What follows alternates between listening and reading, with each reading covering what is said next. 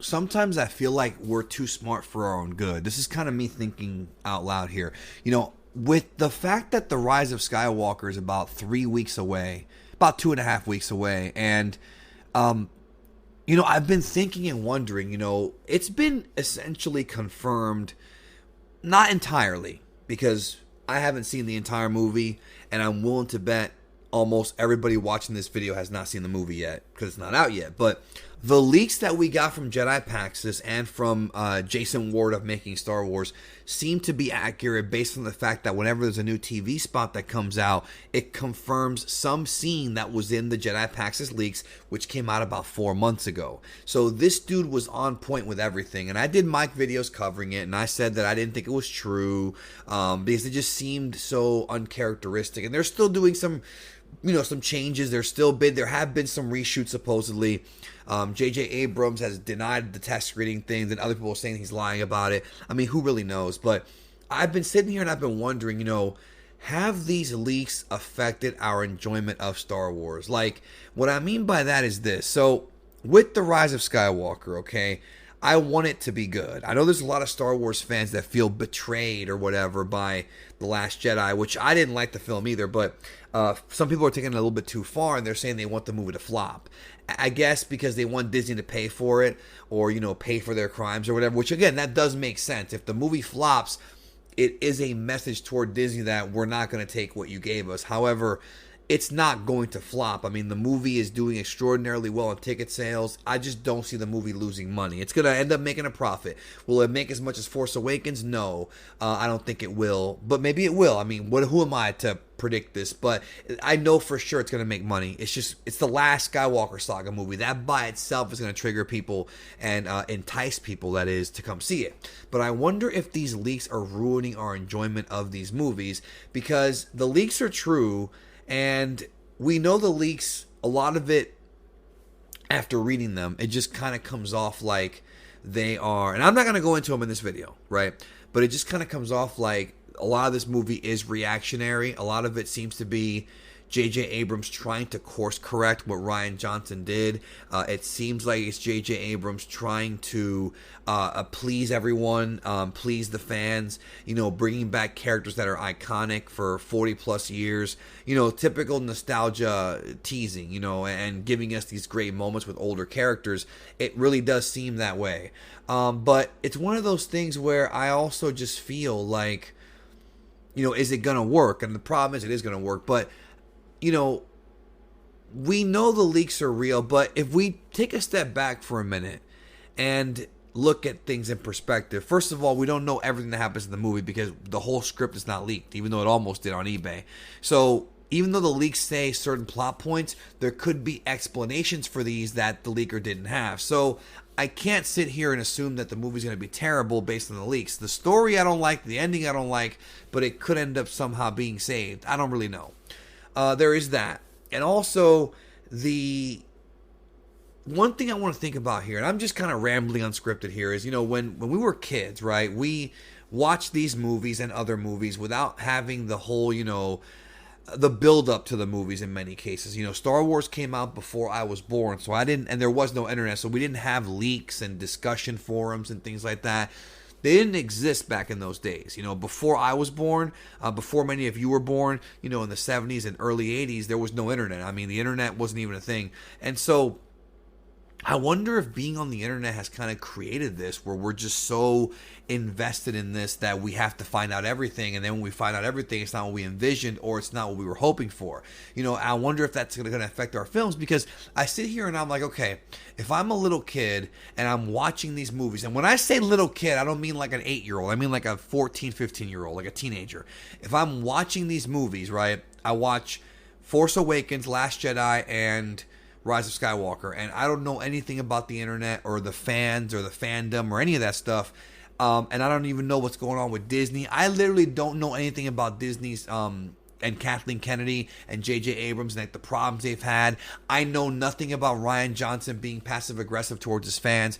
I don't have any of that knowledge, and I just watch the movies, and I don't know anything about woke or any of that stuff, any of the political stuff. And I watch the movies, and they managed to tie everything up in Rise of Skywalker to where it makes sense. I think that those people aren't going to have as many issues with it, you know? And so, me personally, and I hate starting out a sentence with me personally because it's such a YouTuber thing to say, but I just feel like I'm going to try my best. I don't want to go see this movie and have it suck. I don't want to hate this movie. I really don't. I didn't want to hate Last Jedi. In fact, when Rian Johnson got hired for Last Jedi, based on his previous work, I was happy. I was like, wow, this guy is a great storyteller because I've seen his previous films. He's going to knock this movie out of the park. And he didn't. And he messed up a lot of things, in my opinion. Made a lot of mistakes. But it was one of those things where prior to that, he's a good director. And I feel like Knives Out's a good movie. You know, his newest film. But the point is, I didn't go into Last Jedi wanting to hate it. Same thing with Solo. I did not go into Solo wanting to hate the movie. I wanted to like the movie. That's how it is with Rise of Skywalker. I don't want to go in there and then walk out pissed. I don't want to walk out pissed. And I feel like the best way to sort of see this film is to do our best to ignore everything that has been sort of a topic of discussion and a complaint that we've been complaining about. And I know it's hard to do, but like when you think about it, just sit there and try to be a kid again and try to enjoy what they're giving us. And if we don't enjoy it, then we'll voice our opinion and trash it. And if we do enjoy it, then we at least have a good experience and we can still voice our opinion. You know what I mean? I want to go into this movie and I'm going to try and somehow brainwash myself into trying to forget everything, which is not going to work. You know it's not going to work, but I'm going to try and just kind of see what they're going to give me. See if J.J. Abrams, because remember, we don't have the entire script out. Things that aren't explained might actually be explained. We don't know. And we don't know how the fights are going to be. We don't know how the ship battles are going to be. There might be some cool shit in this movie, bro. Based on the ideas, like the unknown region, the Knights of Ren, there could be some really badass shit in this film, dude. There could really be some cool shit. We might walk out of this movie loving it. I'm telling you that right now. I don't like where they're going with it, but we might walk out of this film loving this fucking film. And so it's one of those things where that's what I want. I want to walk out loving it, but I'm not going to fool myself. I'm not going to fuck with myself. If I go see the movie, I'm going to see it and have an opinion on it and view it objectively in the entire scope of the saga and as a standalone film. I'm not saying that I'm going to be a moron and just watch it drooling. Dude, there's cool fights there. I've never been that guy. But I also want to try to appreciate what they're trying to tell us, right? Try to appreciate the cinematography and the acting, and I'm going to try to look at it from a positive perspective. I'm going to try. And, you know, I know some folks just love being negative on here. They love being negative, and people are just negative sometimes, but I want to like the movie. I don't want to hate this movie. I want this movie to wrap up everything in a nice package and send me home happy. Is it going to happen? Probably not. Honestly, probably not. Because I don't think the direction that they went in from day one was that good. I mean, it worked for Force Awakens, but it fell apart shortly after. And the conclusion to that direction was just, in my opinion, not really handled well. That's my opinion. Some people love this movie. There was a guy on Twitter, Scott Mendelson, who every 3 months tweets out how much he loves Last Jedi. It's very annoying. It's very annoying, bro. Like, he's trying to get attention and bait from it. Like, I don't really understand that. I guess to get followers, I don't know, it's dumb. You know, there's always people who love this fucking movie and don't see any flaws in it, which is stupid because the movie has tons of flaws. Talk about Last Jedi. But with Rise of Skywalker, like, I want to like it, but I don't think I will because there's just been so much negativity around it.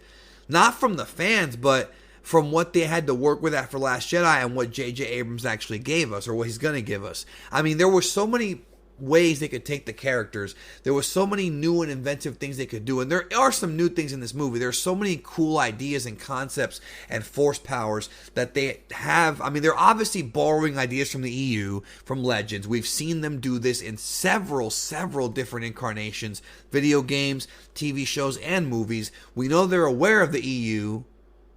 We know this objectively. So, you know, it's one of those things where I'm just kind of like, okay, put more wacky stuff in there. Don't go too wacky, but give us more of that kind of, you know, really ballsy storytelling. And maybe they will do that in Rise of Skywalker. I don't know, but they know about it. They should do it.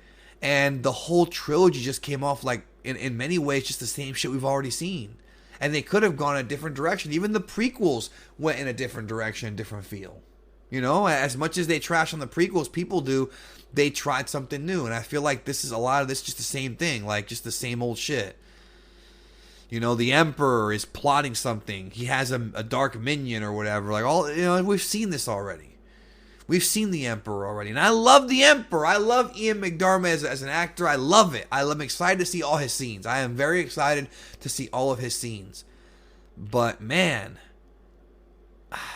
I don't know. I'm not feeling it, dude. I'm not feeling it. I am not feeling it, but I want to like it. So, that's all I have to say.